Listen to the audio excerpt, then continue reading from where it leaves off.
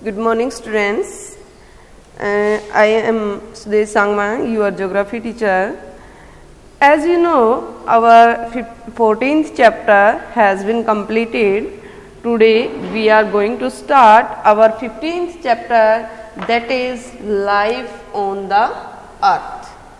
Students, life on the earth. It means life on the earth is found almost everywhere. Living organisms are found from the poles to the equator, from the bottom of the sea to several kilometers in air, from freezing waters to dry valleys, from under the sea to underground water laying below the earth surface. Dear students, जैसा कि आप जानते हैं कि अर्थ के ऊपर जो life होती है वो हर जगह आपको देखने को मिलती है। वो आपको एटमॉस्फेयर में कुछ हाइट तक और डेप्थ में, जैसे ओशियन है या सी है, उसकी डेप्थ में भी देखने को मिलती है। वहाँ भी जो छोटे छोटे एनिमल्स होते हैं, जो जीव होते हैं, वो पाए जाते हैं। तो आज हम इस चैप्टर में यही डिस्कस करने वाले हैं। First of all we discuss the topics of this chapter. The first topic is introduction. पहला टॉपिक हमारा इंट्रोडक्शन, यानी कि इस चैप्टर में हम किस किस चीज़ के बारे में पढ़ेंगे, क्या क्या जो इसमें देखा गया है। सेकंड टॉपिक है हमारा इकोलॉजी, यानी कि इकोलॉजी क्या होती है, इकोलॉजी का जो वर्ड इकोलॉजी वर्ड है उसका मीनिंग क्या है। फिर उसके बाद है टाइप्स ऑफ इकोसिस्टम, यानी कि इकोसिस्टम जो होता है वो कितने टाइप का होता है और उसको भी आगे कितने टाइप डिफरेंट टाइप में डिवाइड किया गया है। उसके बाद है हमारा fourth topic, that is type of biomes, यानी कि अर्थ के ऊपर जो बायोम्स है वो उनके कितने कितने टाइप हैं, उनके लिए किस टाइप की क्लाइमेट जरूरी होती है और किस टाइप की कंडीशंस जो है एक टाइप के बायोम के लिए, और बायोम्स की जो बाउंड्री है वो कैसे डिसाइड होती है। इस टॉपिक में हम इसके बारे में डिस्कस करेंगे। नेक्स्ट है हमारा बायोजियोकेमिकल साइकिल, यानी कि जो जीव होते हैं उनमें जो केमिकल्स होते हैं उनमें उनका जो साइकिलिंग होती है वो किस किस टाइप से होती है, जैसे कि वाटर साइकिल है, नाइट्रोजन साइकिल है, कार्बन साइकिल है। तो इन सभी साइकिल्स के बारे में हम इसमें डिस्कस करने वाले हैं। नेक्स्ट है इकोलॉजिकल बैलेंस, यानी कि इकोलॉजिकल का जो बैलेंस है वो कैसे बना रह सकता है, कैसे हम अपना इसमें रोल प्ले कर सकते हैं और क्यों कंपलसरी है इकोलॉजिकल बैलेंस को बनाए रखना। तो आज हम इन सभी के ऊपर डिस्कस करने वाले हैं। तो फर्स्ट हमारा जो टॉपिक है वो है इंट्रोडक्शन। डियर स्टूडेंट्स, देखिए इसमें बताया गया है कि जो लिविंग ऑर्गेनिज्म है अर्थ के ऊपर वो क्या होते हैं। You know the living organism of earth consisting the biosphere interact with other environmental realms, यानी कि जो आप ये जानते हैं कि जो लिविंग ऑर्गेनिज्म है अर्थ के ऊपर है वो क्या होते हैं कि वो बायोस्फीयर में दूसरे जो जीव होते हैं, इन्वायरमेंट होता है उसके साथ भी इंटरकनेक्ट होते हैं और आपस में भी वो एक दूसरे से कनेक्ट होते हैं। जितने भी टाइप के जीव इसमें, जितने लिविंग ऑर्गेनिज्म मिलते हैं अर्थ के ऊपर, वो अपने आप में तो एक दूसरे से कनेक्ट होते ही होते हैं, उसके साथ साथ वो क्या करते हैं, वो जो आपका वायुमंडल है उससे भी, एटमॉस्फेयर है उससे भी वो कनेक्ट होते हैं, यानी कि उसके साथ भी वो अटैच रहते हैं।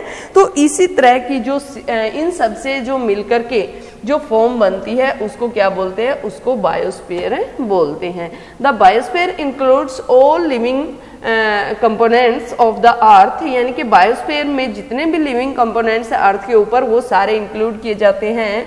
और it consist of all plants and animal including all the micro organism that live on the planet earth and there interaction with the surrounding environment, यानी कि इसमें क्या होता है कि जितने प्लांट्स हैं, जितने एनिमल्स हैं या जो माइक्रो ऑर्गेनिज्म हैं उन सभी को इसमें ऐड किया जाता है। जो अर्थ के ऊपर लिविंग जो अर्थ है, अर्थ जो प्लेनेट है उसके ऊपर, इसके साथ साथ उनके सराउंडिंग में जो इन्वायरमेंट होता है उसको भी इसमें ऐड किया गया है, यानी कि उन सबको मिला करके ही बायोस्फीयर बनता है। तो इसमें देखिए ज्यादातर जो ऑर्गेनिज्म होते हैं वो लिथोस्फीयर में ही पाए जाते हैं। इसके अलावा जो हाइड्रोस्फीयर है वहां पर भी और एटमॉस्फेयर है उसमें भी जो आपके ऑर्गेनिज्म है वो पाए जाते हैं। There are also many organisms that move freely from one realm to other। यानी कि जो ऑर्गेनिज्म होते हैं, जो जीव होते हैं, वो क्या करते हैं, वो एक मंडल से दूसरे मंडल में फ्रीली घूमते रहते हैं। यानी कि वो एक से दूसरे जगह पे स्वतंत्र रूप से वो ऑर्गेनिज्म जो क्या है मूव करते रहते हैं। तो इसमें जो बायोस्फीयर है और इसके जो कंपोनेंट है, बायोस्फीयर है और इसके जो कंपोनेंट है वो काफी इंपॉर्टेंट एलिमेंट है। किसके लिए? इन्वायरमेंट के लिए। इन्वायरमेंट के लिए वो काफी इंपॉर्टेंट है। अगर बायोस्फीयर में इसके कंपोनेंट ही नहीं होंगे तो फिर उस इन्वायरमेंट का फायदा कौन उठाएगा, इसलिए इनका होना बहुत ही जरूरी है इन एलिमेंट्स का। These elements interact with other components of the natural landscape such as land, water and soil. यानी कि ये जो एलिमेंट होते हैं ये दूसरे जो कंपोनेंट होते हैं जैसे कि लैंड है, वाटर है या फिर सोयल है, उनके साथ भी अट्रैक्शन रखते हैं, उनके साथ भी अट्रैक्ट होते हैं। और ये जो होते हैं ये they are also influenced by the atmospheric elements such as the temperature, rainfall, moisture and sunlight. यानी कि ये जो जीव होते हैं ये इन सभी की वजह से ही, यानी कि जहां पर जिस टाइप की क्लाइमेट आपको मिलेगी, जिस टाइप का टेम्परेचर मिलेगा, जिस टाइप का मॉइस्चर या सनलाइट जिस क्वांटिटी में मिलेगी, उसी क्वांटिटी में उसी टाइप के जीव, यानी कि उस एरिया में उसी टाइप के जीव जो है वो देखने को मिलेंगे, उसी टाइप के एलिमेंट्स वहां पर मिलेंगे। एटमॉस्फेरिक एलिमेंट्स वहां वैसे ही मिलेंगे जैसा वहां का टेम्परेचर होगा, रेनफॉल होगी, मॉइस्चर होंगे या फिर वहां सनलाइट जो है वो किस टाइप की पहुंचती है। फॉर एग्जाम्पल अगर हम इक्वेटर की बात करें तो इक्वेटर के ऊपर क्या होता है कि वहां पर टेम्परेचर भी हाई रहता है, रेनफॉल भी हाई रहती है। तो इन सभी की वजह से वहां पर जो बायोस्फीयर है उसमें काफी डाइवर्सिटी पाई जाती है और उसमें काफी डिफरेंट टाइप के एलिमेंट्स जो है वो पाए जाते हैं, लिविंग ऑर्गेनिज्म जो है वो पाए जाते हैं। इसके बाद नेक्स्ट हमारा जो टॉपिक है वो है इकोलॉजी। यानी कि इकोलॉजी क्या होती है, इकोलॉजी बोलते किसे हैं। देखिए ecology is the branch of biology. ये इकोलॉजी जो है ये ब्रांच है किसकी, बायोलॉजी की ब्रांच है ये। That studies how organism interact with their environment. इसमें हम क्या स्टडी करते हैं कि जो ऑर्गेनिज्म होते हैं वो अपने इन्वायरमेंट के साथ कैसे अट्रैक्ट होते हैं, कैसे कनेक्ट रहते हैं, या फिर दूसरे ऑर्गेनिज्म जो होते हैं वो किस तरह से एक दूसरे से और इन्वायरमेंट से वो जुड़े हुए रहते हैं, एक दूसरे से कनेक्ट रहते हैं।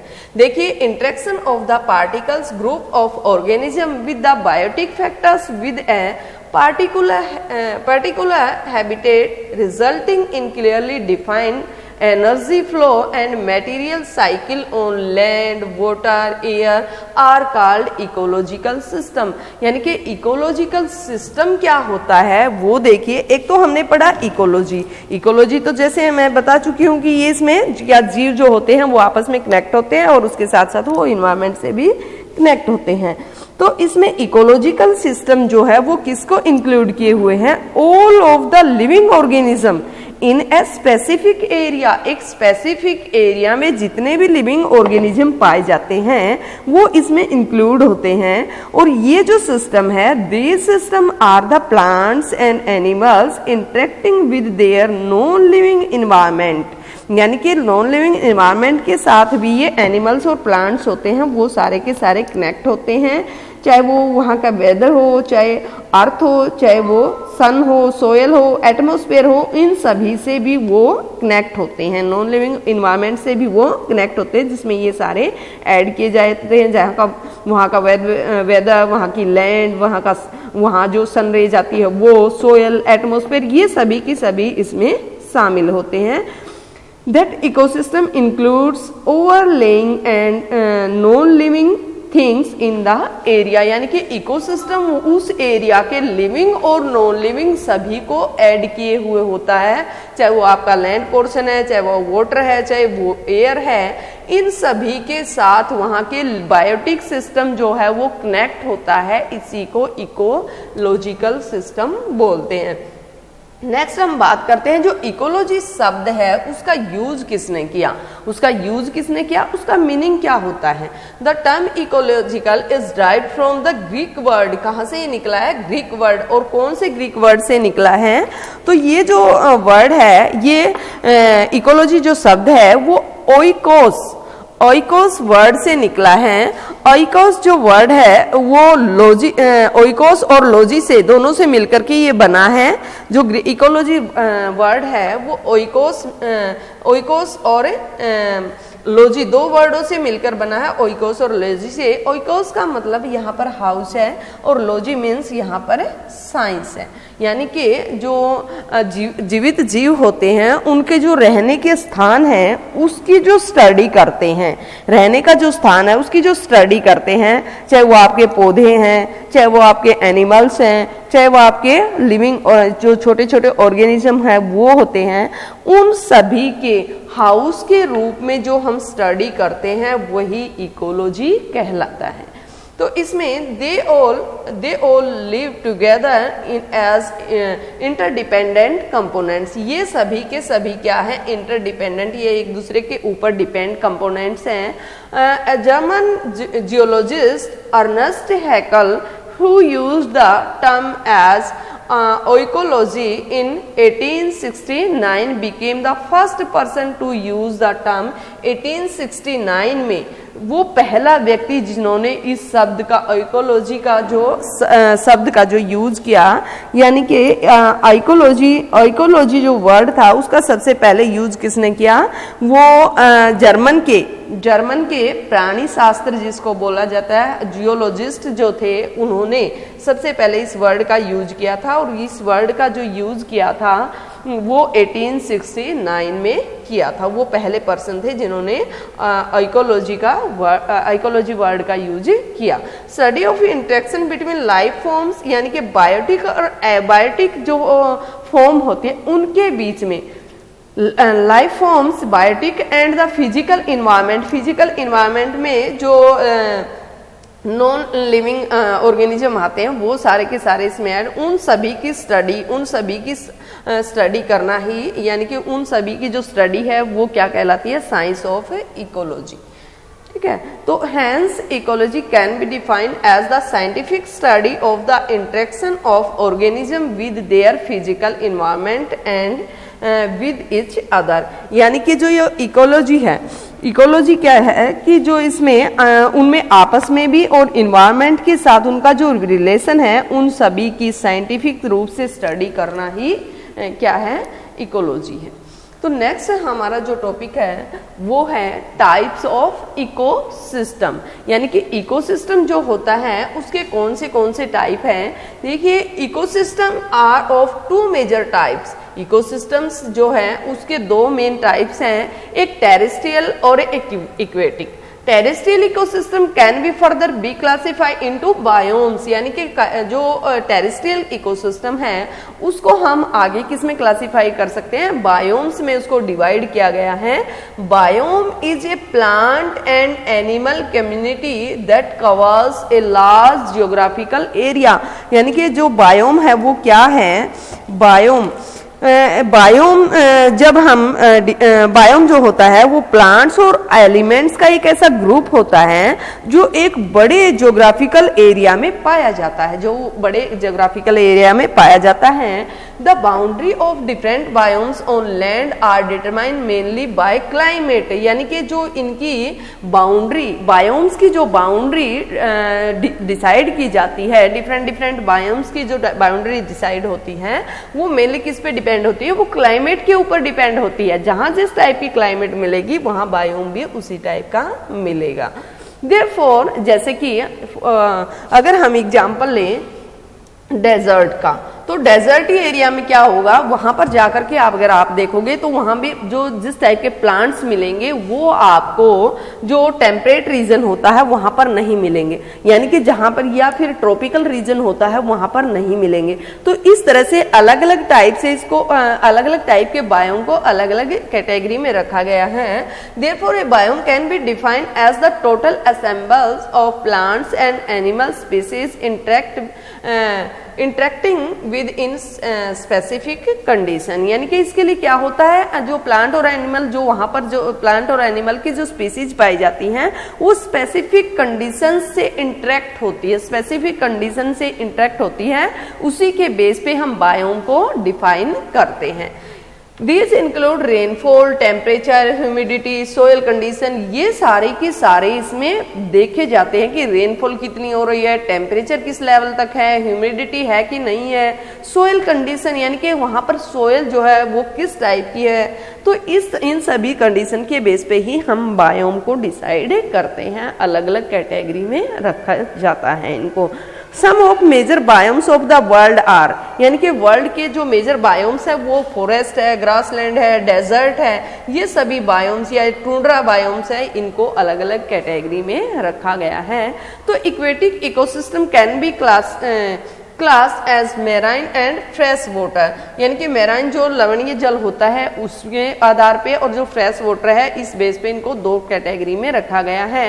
यानी कि मेराइन जो इकोसिस्टम में क्या क्या इंक्लूड किया गया है, इसमें ओशियन और एस्चुरीज, एस्चुरीज यानी कि ज्वारमुख जहां जो रिवर है, एस्चुरीज क्या होती है कि रिवर जब ओशियन में एंट्री करती है तो उसका माउथ जब इस टाइप का होता है कि वो डेल्टा ना बना करके उसकी जो साइड होती है वो बिल्कुल स्लोपी होती हैं, तो उस टाइप से वहां पर जब स्लोप जो होता है वो बिल्कुल स्टैंडिंग होता है, तो उस टाइप की जो फॉर्म बनती है उसको एस्चुरी बोलते हैं। तो एस्चुरी या फिर कोल्ड रीफ यानी कि परवाल भित्ति, जो कोल्ड जो छोटे छोटे जीव होते हैं उनके जमने से जो बनती है, इन सभी के बेस पे इन सभी को किसमें, मेराइन इकोसिस्टम में डाला गया। जबकि फ्रेश वाटर में आपकी लेक्स आ जाती हैं, पोन्ड्स आ जाते हैं, स्ट्रीम्स आ जाती हैं, इन सभी को बोग्स या मार्सेस जो है इन सभी को किसमें इंक्लूड किया गया, फ्रेश वाटर में इंक्लूड किया गया।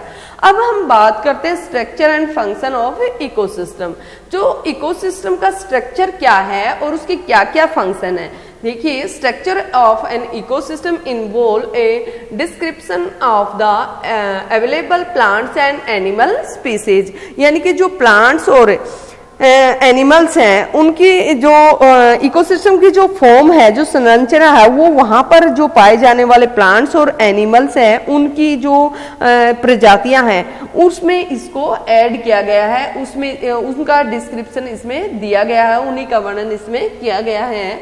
From a structural point of view, all ecosystem consist of biotic and abiotic factors।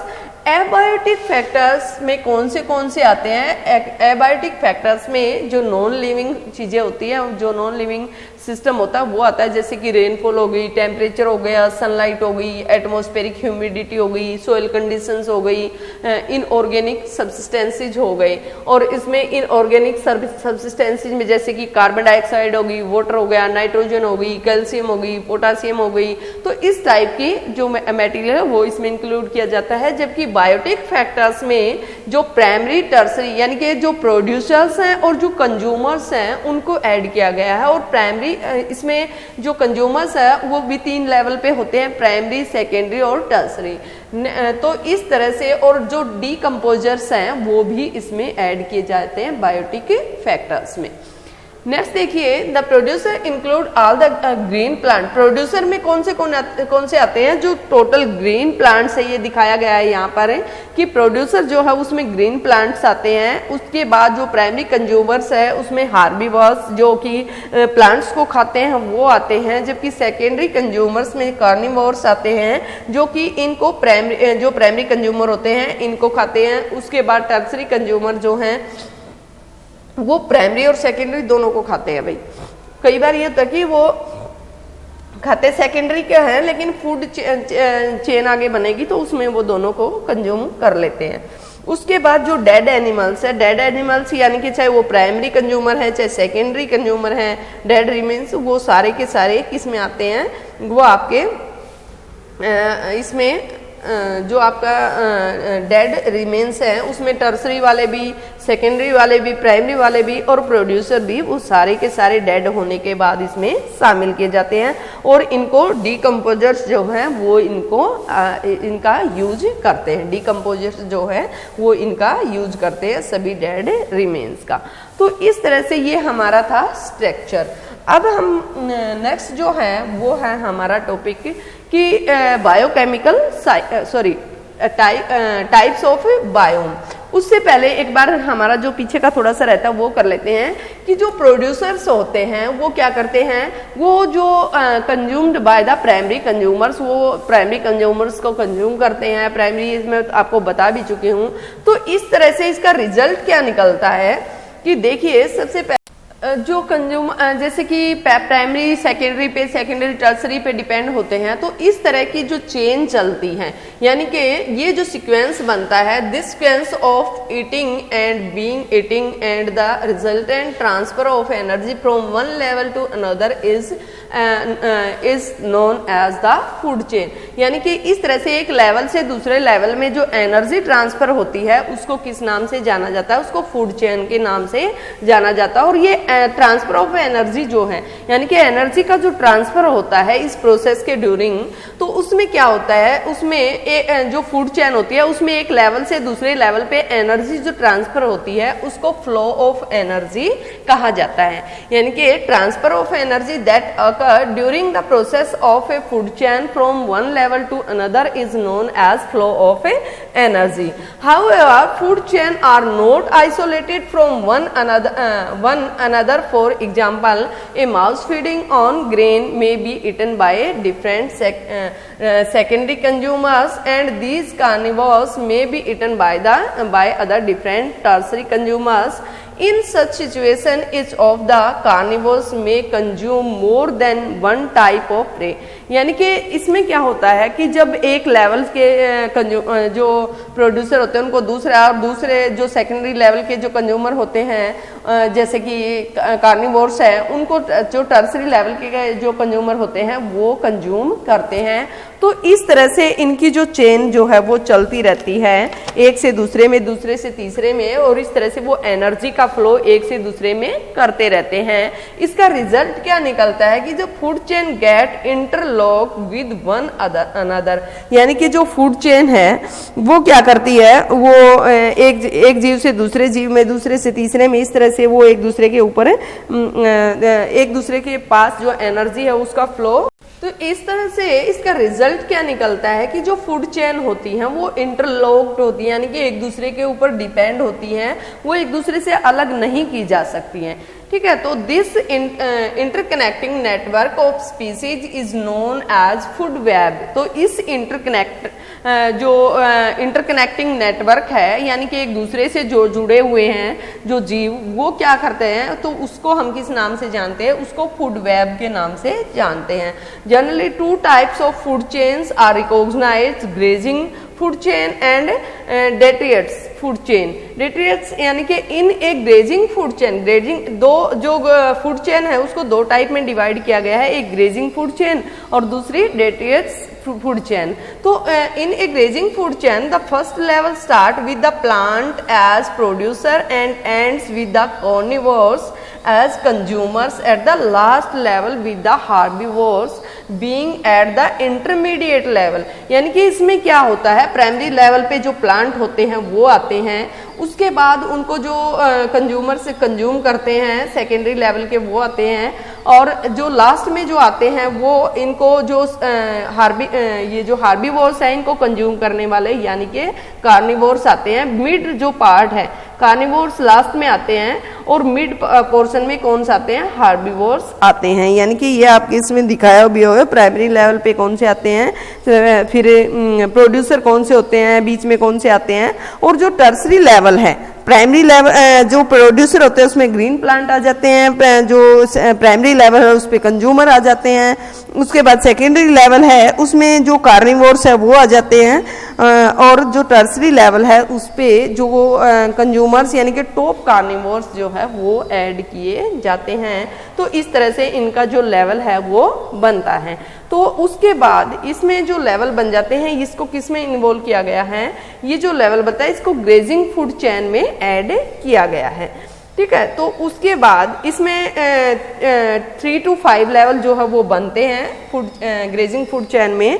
उसके बाद detritus food chain is based on autotrophs energy capture initiated by grazing animals and involve the decomposition or breaking down of organic waste and dead matter derived from the grazing food chain।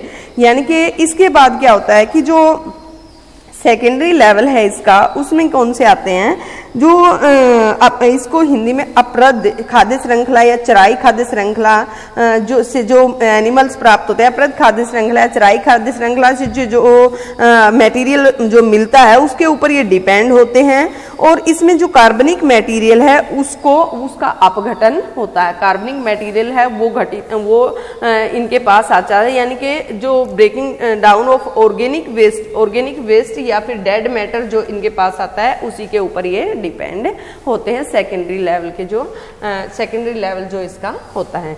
उसके बाद है types of biome. Types of biome यानी कि biomes के जो types हैं वो कौन से हैं। देखिए इसमें फॉरेस्ट है, डेजर्ट है, ग्रासलैंड है, और उसके बाद आपका इक्वेटिक है और एल्टीट्यूडनल है।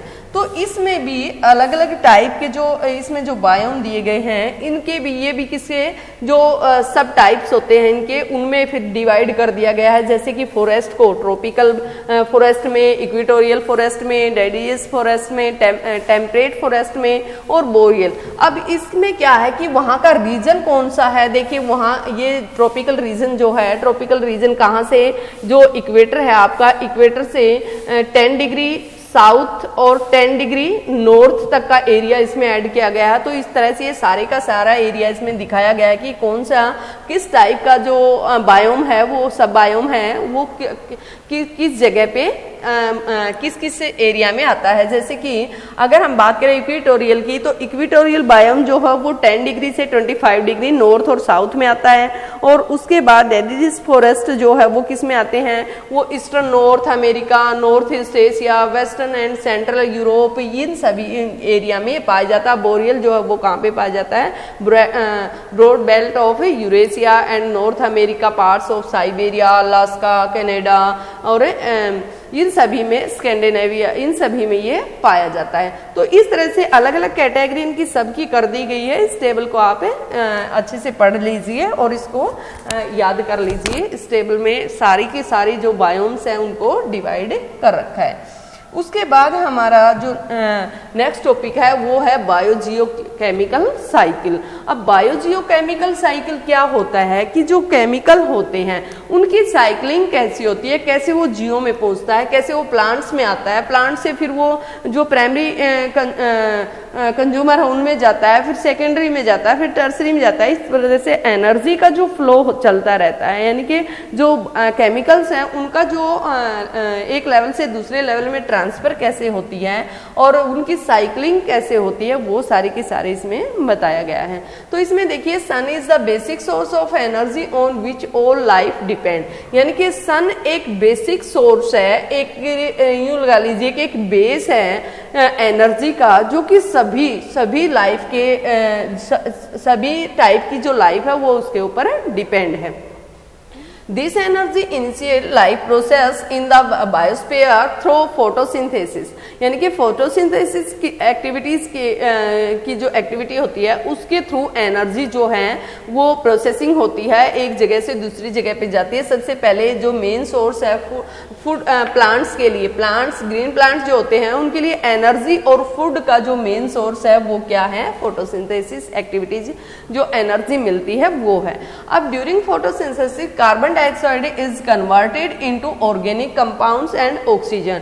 यानी कि इसमें क्या होता है, फोटोसिंथेसिस जो क्रिया होती है उसके थ्रू कार्बन डाइऑक्साइड किसमें कन्वर्ट हो जाता है, वो ऑर्गेनिक कंपाउंड्स और ऑक्सीजन में कन्वर्ट हो जाता है। उसके बाद out of the total solar insolation that reach the earth surface, यानी कि जितना टोटल इंसोलेशन अर्थ सरफेस के ऊपर पहुंचता है उसका बहुत ही स्मॉल पार्ट, बहुत ही कम भाग 0.1% जो है वो किसमें, फोटोसिंथेसिस जो एक्टिविटी होती है उसमें यूज किया जाता है। और उसका भी more than half is used for plant respiration, यानी कि जो प्लांट्स जो श्वसन करते हैं, जो सांस लेते हैं, उसमें उसका भी आधा पार्ट ही यूज किया जाता है। और उसके अलावा जो रिमेनिंग पार्ट है वो जो टेम्पररी स्टोरेज हो जाता है प्लांट्स में, यानी कि shift to other portion of, जो प्लांट्स के अदर पोर्शन होते हैं उनमें शिफ्ट हो जाता है।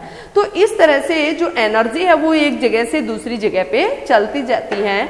और life on the earth consist of a great variety of living organism, यानी कि जो अर्थ के ऊपर जो जीवन है वो काफ़ी डिफरेंट वेराइटी में मिलता है, डिफरेंट फॉर्म में मिलता है। यानी कि जो जीव अर्थ के ऊपर डिफरेंट टाइप के जो जीव पाए जाते हैं उनकी फॉर्म भी डिफरेंट होती हैं। और इस टाइप के जो एनिमल्स हैं वो जो रहते हैं वो डिफरेंट टाइप के जो एसोसिएशंस है, डाइवर्सिटी ऑफ एसोसिएशन, उसमें सर्वाइव करते हैं।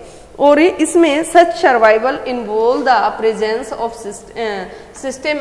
Systemic flow such as flow of energy, water and nutrients. यानी कि इसमें क्या होता है कि जो इस टाइप का जो जीव जो जीवित रहते हैं वो उसमें जो वाटर होता है या फिर एनर्जी का जो फ्लो होता है या फिर जो दूसरे न्यूट्रिएंट्स होते हैं उनका एक जगह से दूसरी जगह पे फ्लो होता रहता है, सिस्टेमेटिक फ्लो जो उनका चलता रहता है, तभी वो जीवित रहते हैं। मान लीजिए पौधों से जो सन से एनर्जी कौन लेता है, प्लांट्स लेते हैं। प्लांट्स को जो हार्बीवोर्स होता है वो कंज्यूम करते हैं, उनकी एनर्जी को जो कार्निवोर्स है वो कंज्यूम करते हैं। फिर अगली इस तरह से जो लेवल है वो एक जगह से दूसरी जगह पर चलता जाता है। तो इस टाइप का जो ये सिस्टम है ये आज से नहीं बिलियन ईयर से चल रहा है और चलता रहेगा जब तक अर्थ के ऊपर लाइफ जो है वो बनी रहेगी। यानी कि जीवन जब तक बना रहेगा तब तक वो चलता रहेगा सिस्टम। जिस दिन ये सिस्टम बंद हो जाएगा उसी दिन लाइफ भी लगा लीजिए कि खत्म हो जाएगी। तो इस तरह का जो सिस्टम चलता रहता है, एनर्जी फ्लो जो एक जगह से दूसरी जगह पे होता है, तो उसको क्या बोलते हैं, उसको साइक्लिक प्रोसेस बोलते हैं। यानी कि जो इस तरह से जो बैलेंस बचता है, यानी कि कुछ केमिकल्स कंपाउंड्स होते हैं जो बैलेंस में बचे रहते हैं और कुछ जो है एक जगह से दूसरी जगह पे जाते रहते हैं। तो इस टाइप का जो बैलेंस होता है, balance of the chemical elements is maintain by a cyclic passage through the tissues of plants and animals. यानी कि प्लांट्स और एनिमल्स में इस टाइप के जो तत्व होते हैं, जो टिश्यूज होते हैं, वो क्या होते हैं, एक जगह से दूसरी जगह पे जाते रहते हैं और कुछ जो उनके अंदर जो मेंटेन रहते हैं। तो ये जो साइकिल है, the cycle start by absorbing the chemical elements by the organism and is return to the air, water and soil through compost. ये जो साइकिल है ये क्या होता है कि ये साइकिल जो जीवों के द्वारा जो केमिकल जो टिश्यू होते हैं उनके अब्जॉर्प्शन से, यानी कि उनके अब्सॉर्प्शन से स्टार्ट होता है और उसके साथ साथ उनके जो वाटर है या फिर एयर है या फिर सोयल है उसमें वो दोबारा से मिल जाता है, दोबारा से वो वहां से मिल करके फिर से स्टार्ट होता है। तो इस टाइप की जो एक्टिविटी होती है उसको क्या बोलते हैं, साइकिल बोलते हैं, उसको साइकिल बोलते हैं।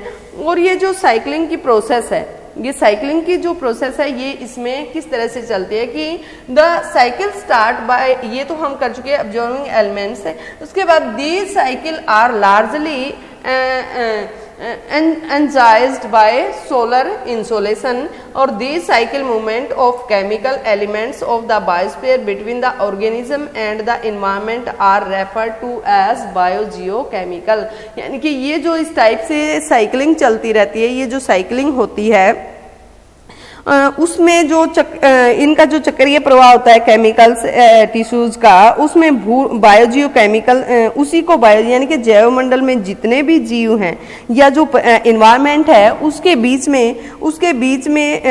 ये जो केमिकल टिश्यूज हैं इनका जो चक्कर चलता रहता है, इसी चक्कर को बायोजियोकेमिकल साइकिल बोला जाता है। बायोजियोकेमिकल साइकिल बोला जाता है, यानी कि भू रासायनिक चक्र कहा जाता है। इसमें देखिए बायो जो वर्ड है उसका जो मीनिंग बायोजियोकेमिकल का मीनिंग क्या है कि बायो दो वर्ड से मिला है, बायो और जो जियो है उससे, बायोजियो जो दो वर्ड से मिलकर बनाए हैं। अब bio refers to living organism, bio किसके लिए लिया है, जो जीवित जीव होते हैं उनके लिए लिया गया है, और जियो जो है उसमें सारी अर्थ के ऊपर जो जो चीजें हैं वो इसमें ऐड की गई हैं, जैसे कि रॉक्स है, सोयल है, एयर है या फिर वाटर है जो अर्थ के ऊपर, वो सभी जियो के इसमें ऐड किया गया है। जियो वर्ड इसका मतलब है कि रॉक, सोयल, एयर और वाटर। तो इस तरह से बायोजियोकेमिकल और का जो मीनिंग है वो दो बायोजियो जो है उसका दो वर्डों में मीनिंग लिया गया है। एक बायो और दो वर्डों को कनेक्ट करके इसको बनाया गया है, बायो और जियो। तो इसमें there are two types of biogeochemical cycle. Biogeochemical cycle भी दो टाइप के होते हैं, एक गैसियस एंड दूसरा है सेडिमेंट्री साइकिल। गैसियस में तो आपको पता ही, जैसे कि जो गैसेज होती हैं वो इंक्लूड की जाती हैं, जैसे कि इसमें जितनी भी एटमॉस्फेयर में गैसेज हैं वो सारी की सारी इसमें आती हैं।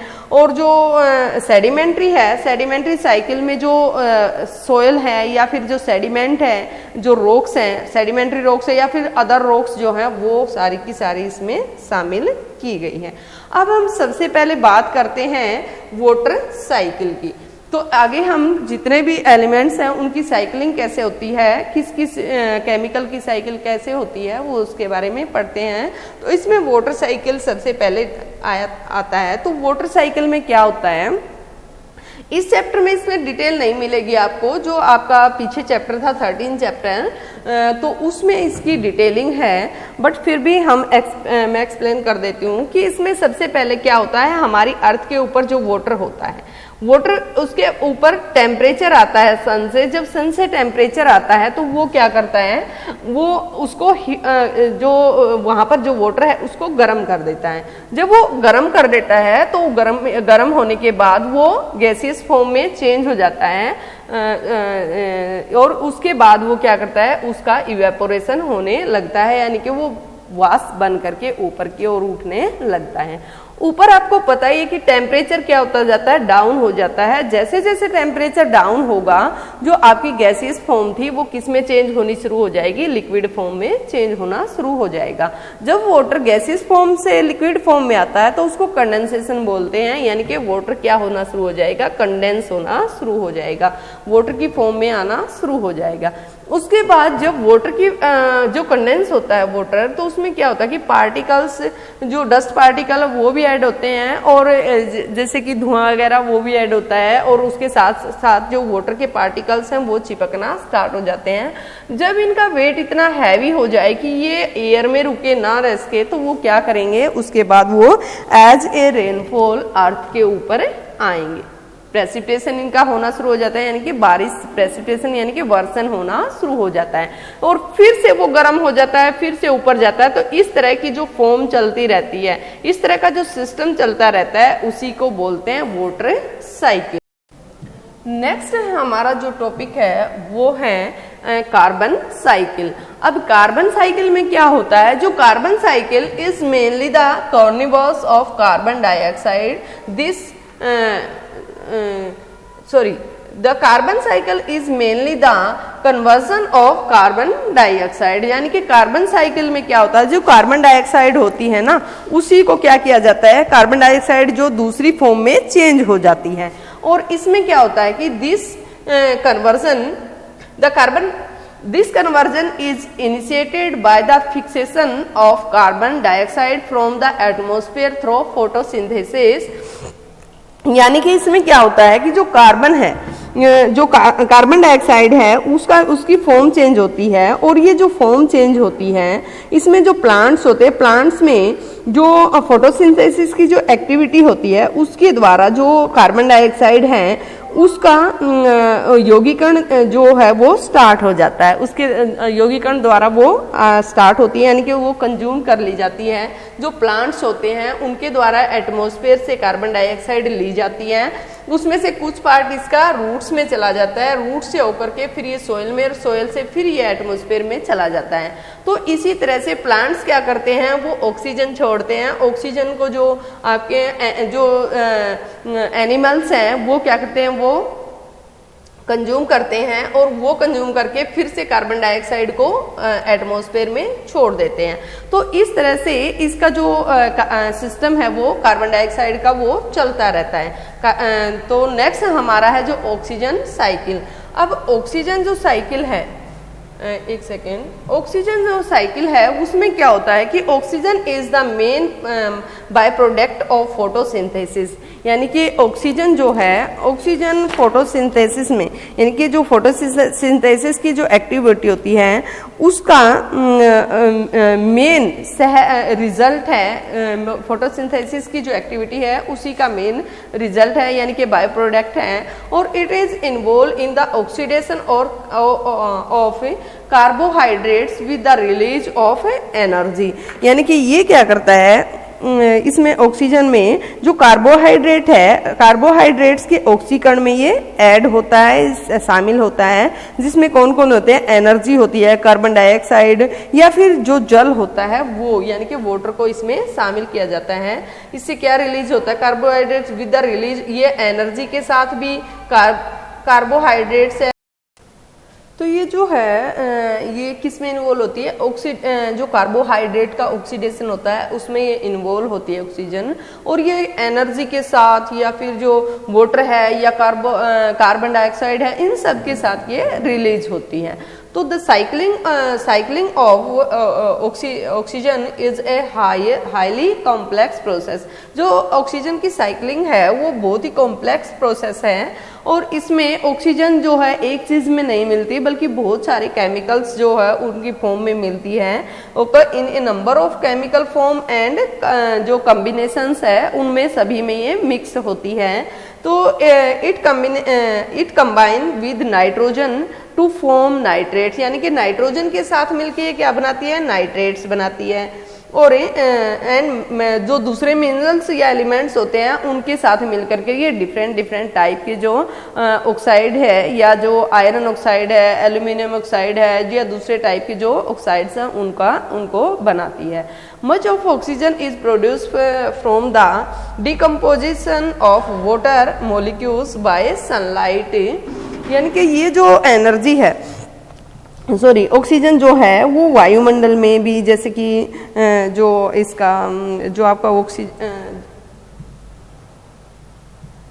फोटोसिंथेसिस की जो एक्टिविटी है, फोटोसिंथेसिस की जो एक्टिविटी होती है उसके बाद जो वाटर के जो पार्टिकल्स हैं उनका जो विघटन होता है तो उससे भी ऑक्सीजन जो है वो बनती है, ऑक्सीजन निकलती है। और जो पौधे हैं उनकी जो श्वसन की प्रक्रिया है उसके दौरान भी ये वायुमंडल में पहुंचती है, यानी कि जो प्लांट्स हैं वो भी अपनी इसको एनर्जी को रिलीज, यानी कि जो सांस लेते हैं तो वो ऑक्सीजन को रिलीज करते हैं।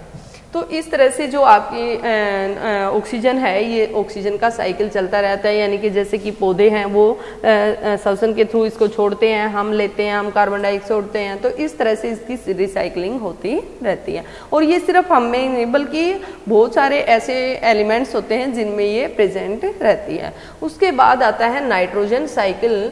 तो नाइट्रोजन साइकिल क्या है कि इसमें भी नाइट्रोजन, जैसे कि जो नाइट्रोजन पाई जाती है उसका जो मेजर कॉन्स्टिट्यूएंट मेजर कॉन्स्टिट्यूएंट यानी कि जो एटमॉस्फेयर है, एटमॉस्फेयर का जो कंप्राइजिंग हुआ है उसका जो मेजर कॉन्स्टिट्यूएंट है वो कौन सा है? नाइट्रोजन ही है। नाइट्रोजन जो है 78% जो एटमॉस्फेयर गैसेज जो है उनका 78% नाइट्रोजन का ही मिलता है एटमॉस्फेयर में। It is also an essential constituent of different organic compound such as the amino acids, nucleic acid, proteins, vitamins, pigments, यानी कि इन सब के लिए क्या है? ये जरूरी है, एसेंशियल है। और इसमें only a few type of organism like certain species of soil bacteria and blue green algae and capable of utilizing it directly and its gaseous form, यानी कि कुछ चीज़ें ही होती हैं जो इसको डायरेक्टली कैप्चर कर पाती हैं, सारी चीज़ें इसको डायरेक्ट कैप्चर नहीं कर पाती, जैसे कि हम इसका डायरेक्ट यूज नहीं कर पाते हैं, नहीं कर सकते हैं। जैसे कि कुछ जीवाणु होते हैं या जो ब्लू ग्रीन एल्गी होती है वो इसका डायरेक्ट रूप से यूज कर सकती है गैसियस फॉर्म में।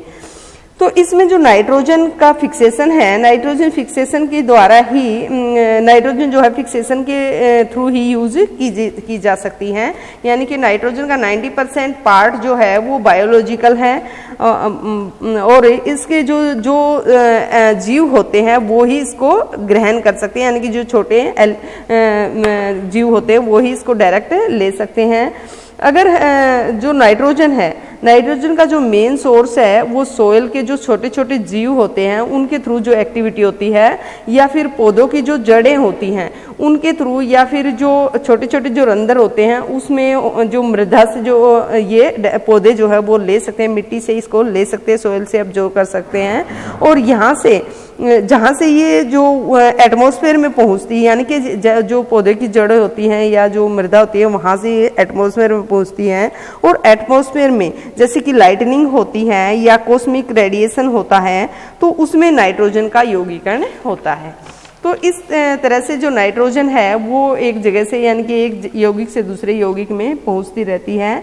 इसमें जो हार्बीवोर्स जो ये जीव होते हैं उनमें जो प्लांट्स होते हैं वो हार्बीवोर्स जो जीव होते हैं उनके द्वारा जो प्लांट्स को खाने की जो एक्टिविटी होती है वो उसके थ्रू नाइट्रोजन को लेते हैं और उनके थ्रू ही कुछ पार्ट वो नाइट्रोजन का उनके अंदर चला जाता है। या फिर जो डेड एनिमल होते हैं या जो दूसरे जो जीव होते हैं वो भी नाइट्रोजनी यानी कि नाइट्रोजन अपशिष्ट जो होता है या जो वेस्ट मटेरियल होता है नाइट्रोजन का वो मिट्टी में प्रेजेंट जो बैक्टीरिया होते हैं उनके द्वारा नाइट्राइट्स में चेंज कर दिया जाता है। और कुछ छोटे जो जीवाणु होते हैं नाइट्राइट्स को नाइट्रेट में फिर चेंज कर देते हैं। तो इस तरह से दोबारा से वो फिर प्लांट में नाइट्रोजन का यौगीकरण हो जाता है, यानी कि फिर से नाइट्रोजन इन जो प्लांट्स में है वो पहुंच जाती है। तो इस तरह से इसका रिसाइकलिंग जो है वो चलता रहता है, नाइट्रोजन जो है वो एक जगह से दूसरी जगह में पहुंचती रहती है। उसके बाद जो अदर मिनरल्स हैं उनका भी इसी तरह से साइक्लिंग होती रहती है। जैसे कि अगर हम रॉक्स की बात करें तो रॉक्स जो है वो भी एक फॉर्म से दूसरी फॉर्म में चेंज होती रहती है। तो दूसरे जो मिनरल्स होते हैं उनका भी इसी तरह से, यानी कि ये जो एलिमेंट्स है जो रॉक्स एलिमेंट्स है या फिर दूसरे एलिमेंट्स है वो भी एक जगह से दूसरी एक फॉर्म से दूसरी फॉर्म में बदलते रहते हैं। इसमें जैसे कि कार्बन डाइऑक्साइड, नाइट्रोजन और हाइड्रोजन की जो अलावा जो geochemical components of biosphere many other minerals also occur as a critical nutrients for plants and animal life. यानी कि जिसमें जो क्या होता है कि जो जैवमंडल में जो भू रासायनिक तत्व होते हैं जैसे कि कार्बन है, ऑक्सीजन है, नाइट्रोजन है, हाइड्रोजन है, इनके अलावा जो प्लांट्स और जो एनिमल्स होते हैं उनकी लाइफ के लिए भी काफ़ी इम्पोर्टेंट होते हैं। और उसमें जो इसके अलावा जो दूसरे मिनरल्स होते हैं वो भी काफ़ी इम्पोर्टेंट होते हैं इनके लिए। तो इस तरह से दूसरे जो जैसे कि फास्फोरस है, सल्फर है, कैल्शियम है, पोटासियम है, तो इनकी भी साइक्लिंग होती रहती है। ये भी एक कार्बन से दूसरे कार्बन में चेंज होते रहते हैं। तो इस तरह से हर एक टाइप के जो मिनरल्स हैं उनकी भी साइकिलिंग चलती रहती है, केवल इन्हीं की नहीं होती। तो इसके बाद है इकोलॉजिकल बैलेंस। इकोलॉजिकल बैलेंस क्या है कि जो इकोलॉजी है उसका बैलेंस बने रहना। अगर एक टाइप के जीव ज़्यादा हो जाएं और दूसरी टाइप के जीव जो है वो कम पड़ जाएं, तो क्या होगा कि जो पहले टाइप के जो ज़्यादा जीव हैं वो उनको कंज्यूम कर जाएंगे और उनके बाद उनको वो जीव नहीं मिलेंगे।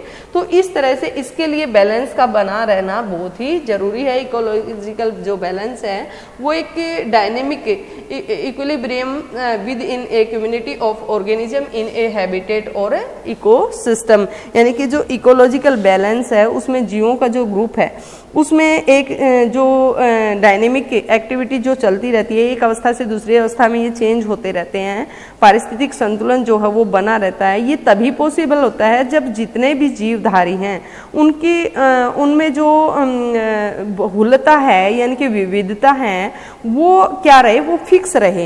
यानी कि जब भी किसी टाइप का चेंज भी हो लेकिन वो चेंज इस तरीके से हो कि उन जीवों की उसमें कमी ना पड़े और इससे इकोलॉजी में हर टाइप की जो जीवों की जो संख्या है वो एक फिक्स बैलेंस के रूप में वहाँ पर प्रेजेंट रहे। और ये बैलेंस तभी पॉसिबल होगा अगर हम भी यानी कि जो ह्यूमन है वो भी इसमें हेल्प करेगा, तभी ये पॉसिबल हो पाएगा। तो इस तरह से अगर हम एक टाइप के जीवों का ज़्यादा शिकार करेंगे तो दूसरे जो जीव हैं वो क्या हो जाएंगे, वो एक टाइप के जो जीव है वो ख़त्म हो जाएंगे और दूसरी टाइप के जीव उनके बिना जिंदा नहीं रह पाएंगे। जैसे कि आपने पीछे पढ़ा होगा कि जो टाइगर था उसका ज़्यादा शिकार किया गया तो उसके बाद उसकी कमी पड़ने लगी और इसके लिए हमें उसके जो सुरक्षा के लिए काफ़ी जो उसको सुरक्षा दी जाने लगी, यानी कि उसको सुरक्षित रखा जाने लगा, तब जाके उसकी थोड़ी सी संख्या बढ़ी है। तो इस तरह से जो पारिस्थितिक असंतुलन होता है यानी कि जो बैलेंस जो है वो बिगड़ता है, तो उसमें जो नई नई प्रजातियों का जो आती हैं और डिफरेंट टाइप की जो विविधताएं जो विपदाएं यानी कि जैसे कि बाढ़ आ जाती है, सुनामी आ जाती है। अगर हम एक मान लीजिए पौधों को ज़्यादा काटते हैं तो हमारे साथ दूसरी जो डिजास्टर्स हैं वो क्रिएट हो जाएंगे, जैसे कि अर्थक्वेक है, फ्लड है या दूसरी टाइप की जो बीमारियां हैं वो हमारे क्लाइमेट में फैल जाएंगी। तो इस तरह से इस टाइप की जो प्रॉब्लम है वो क्रिएट हो जाएंगी। इसलिए जो बैलेंस है, इकोलॉजिकल बैलेंस, उसका बनाया जाना बहुत ही ज़रूरी है। तो इस तरह से इकोलॉजिकल बैलेंस को बनाए रखने के लिए सबसे ज़्यादा आप प्लांट्स को लगाइए, इसमें आपकी हेल्प की काफ़ी ज़रूरत है। Thank you. एंड फिर भी अगर कोई इसमें प्रॉब्लम है तो आप मेरे से कांटेक्ट कर सकते हैं।